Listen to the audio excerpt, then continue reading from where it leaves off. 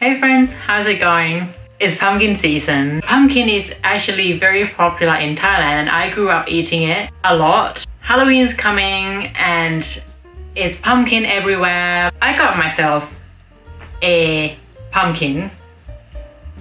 Our orange friends which just go with my orange stripy jumper, which is not intentional, but you know, I hold pumpkin spirits. Thailand pumpkin has green skin, so I'm quite intrigued to know what this pumpkin tastes like. In this video, I'm going to show you how I cook and use up this pumpkin. I'm Prang, nice to meet you. I like to make food, health and well-being content, so if you're looking into how to improve your health and well-being in general, how to improve your diet, how to be productive, then be sure to subscribe, like, and stick around so that we can hang out.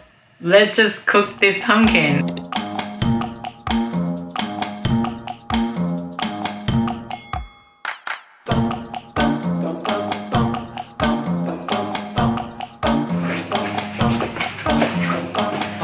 So, welcome back to my kitchen. Here we have this whole small pumpkin. I try to use every part of the vegetables, and when it comes to vegetable like this, obviously I'm gonna try to use them. So the first thing that I'm going to do is to cut this pumpkin and then scoop out the pumpkin seeds, and then we can get started with roasting our pumpkin seeds.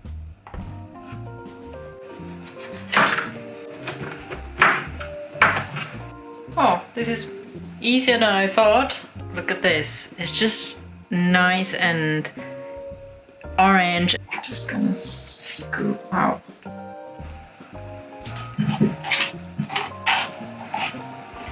It smells really nice. I love pumpkin. Now I'm just gonna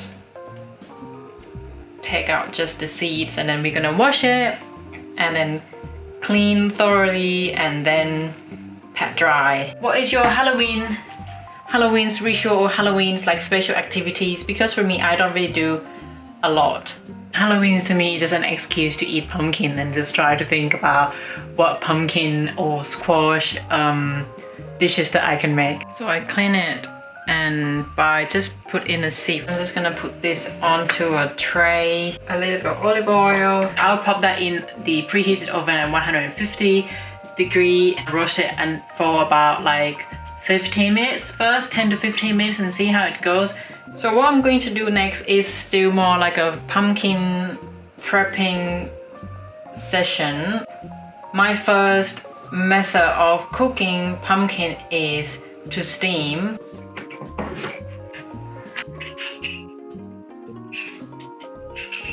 Hey Siri, set a timer for 10 minutes.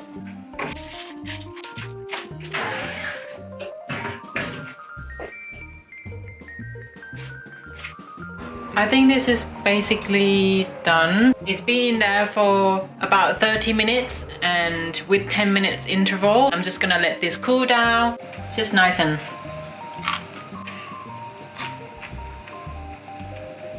it's almost like popcorn. So here we have the steamed pumpkin. I left it in there for about almost 40 minutes and it's perfectly cooked and soft. You're looking for the texture that you can actually break apart with a fork.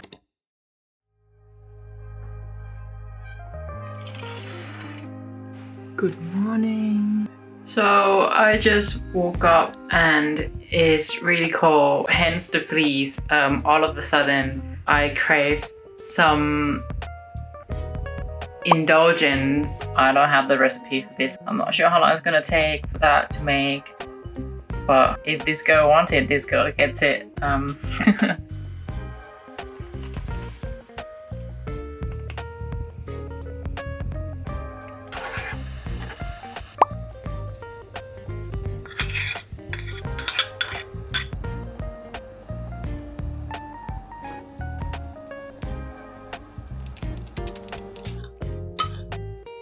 There's no space for raspberry. Looks pretty good. And And I realized that I forgot to put sugar or any sweetener. If you hear any noise, that's my partner who's having breakfast. The review of this cake. I mean, I would have put yogurt otherwise, but I feel like it's already quite a lot. Inside is really gooey, and with the peanut butter in the middle it helps a lot. I would call this a success, and it's definitely warm and indulgent type of breakfast. So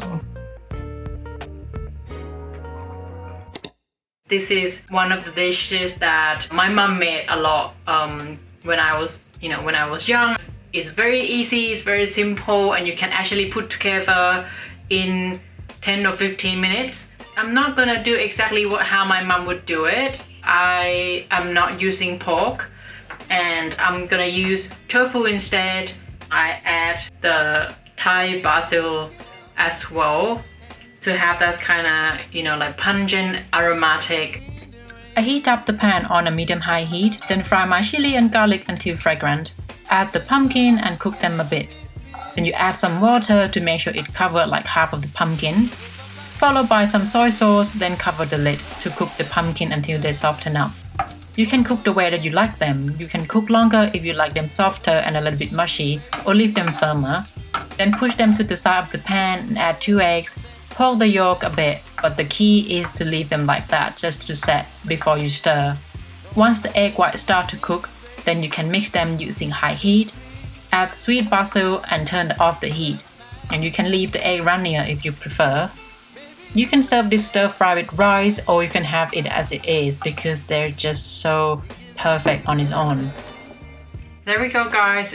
My lunch is ready within 10 minutes.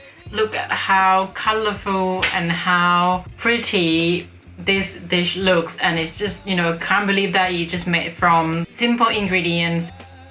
It just smells so aromatic with the Thai sweet basils. To me, this is very nostalgic. As you can see, it's just really nice, and you can just make it the way that you like. If you like the pumpkin to be softer than this, or you want the pumpkin to be firmer, this dish is definitely gonna be your new favorite way of cooking pumpkin. So, I hope you try this one.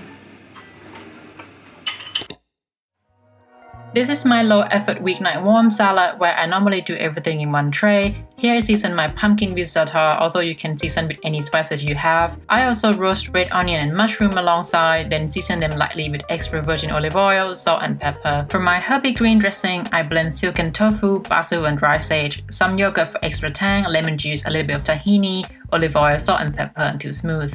It's herby, creamy and protein-packed. When everything's ready, I assemble on my plate with some leafy greens, some quinoa, some beans that I have left in the fridge, roasted mushroom, red onion, our pumpkin, and lastly drizzle with our dressing. I love my salad like this. It's full of color, it has a bit of everything, nutritious and super filling, and I think pumpkin add a good autumn touch to this one, and it goes so well with the herby creamy dressing.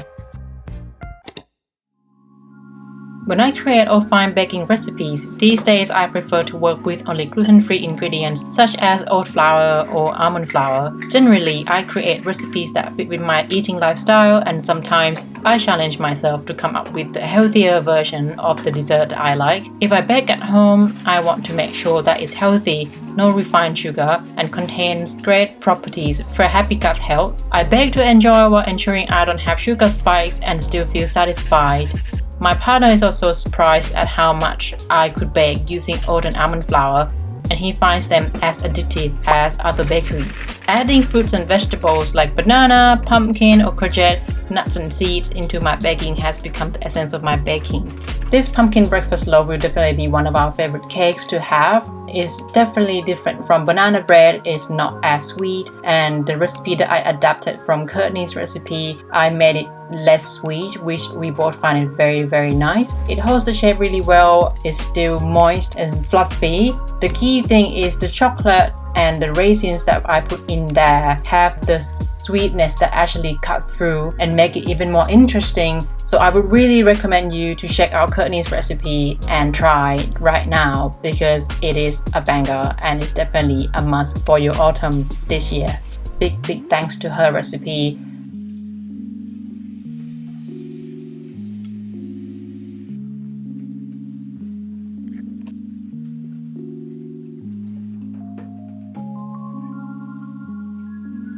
I think I need to season, like make proper cream cheese frosting and not just a blob of cream cheese.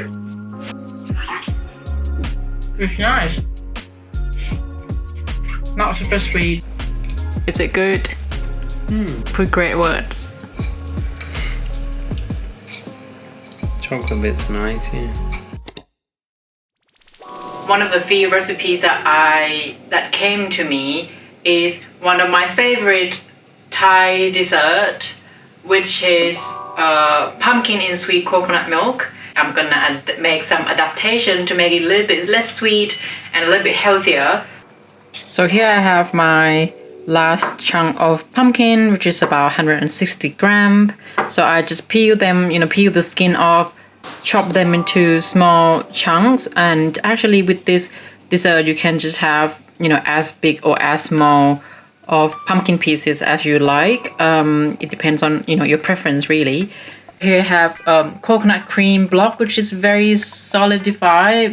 I prepped about 400 ml of hot water. I have this prep just to kind of like basically loosen up with the coconut cream. I'm gonna sheet with this recipe because traditionally then we cook everything in coconut cream only.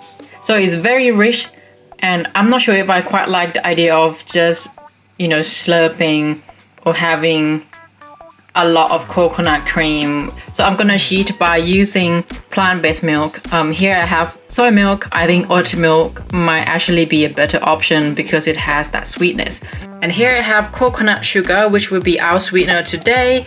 And traditionally, you could use palm sugar like this. What we don't have today, and to be fair, it's not that easy to find in any supermarket in the UK anyway, is the pandan leaves, which is technically like a green leaves that used in cooking and especially in making sweet and dessert. Technically speaking, is almost like Asian version of vanilla extract.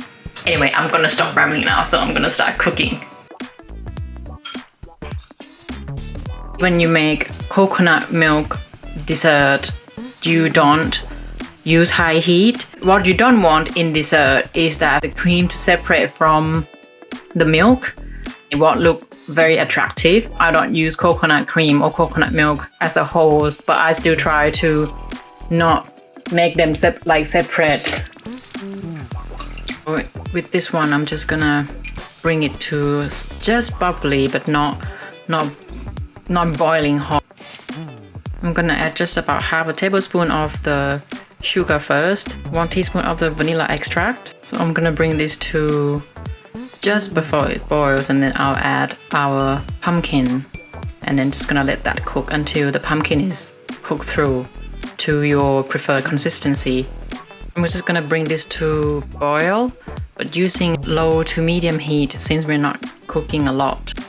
If you need to add a bit more water, then you can. I can see that the water already start to evaporate. Actually, I'm just gonna add a bit more milk in there. Just gonna point it out that this is what I was talking about, that what we're not looking for when we finish is the fat of the coconut cream to separate it and floating to the top to the surface of the milk. That is why I didn't use all of the coconut cream to begin with when we cook, because we still want to make sure that the pumpkin gets the heat that it needs to cook. If you want pumpkin to be on the softer side, then you can cook longer, but if you want your pumpkin to still have like nice crunch or nice bite, then just don't cook as much. I tasted the milk and I prefer to be slightly sweeter, so I ended up adding about like 2 tablespoons of coconut sugar in total. I lower the heat, and here I'm going to add coconut milk. The fat has already like separated, so I'm just gonna have like just more 2 to 3 tablespoons to finish this off. It's not as complicated as you think. It's our traditional dessert that you can find very easily. It smells so nice and warm, even though that I know that it's not gonna be the same way that I remember. This is everything that I need on a cold, rainy day. So I hope you guys give this a try. And for now, I'm just gonna enjoy this one because it's gonna be my cheeky dessert before lunchtime.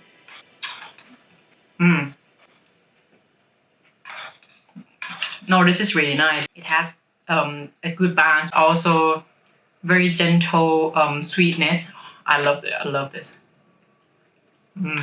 And that's it, guys. All of my pumpkin dishes that I made out of that one big pumpkin, even though that is not considerably a big pumpkin to begin with, but if you're cooking for one, you struggle for sure to, especially for me, like I struggle to finish one whole big pumpkin. I hope some of these dishes will inspire you, and I hope that you might like some of them and try. I would love to hear what you think about these dishes. So let me know in the comments below, or tag me on Instagram, just say hi, or even just you want to chill. If you want to ask me about anything, then just tag me, because I love to hear you. I love to talk to you. I hope you guys have a good rest of the day and enjoy the sunshine while it lasts. It starts to rain heavily here in London and in the UK. Sending you good vibes here, and I'll see you in my next video.